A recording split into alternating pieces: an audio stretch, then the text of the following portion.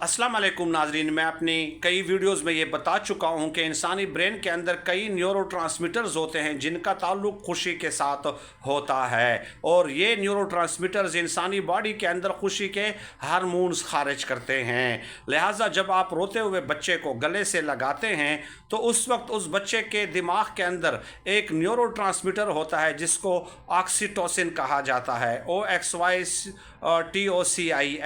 ये न्यूरोट्रांसमीटर जो है उसके बॉडी के अंदर खुशी के हार्मोन्स खारिज करता है और वो रोता हुआ बच्चा रोना बंद कर देता है। लिहाजा हम ईद के मौके पे भी आप देख लीजिए, आप खुशी के मौके पे भी देख लीजिए कि जब हम एक दूसरे के साथ मिलते हैं, हमारा कोई बाहर का करीबी रिश्तेदार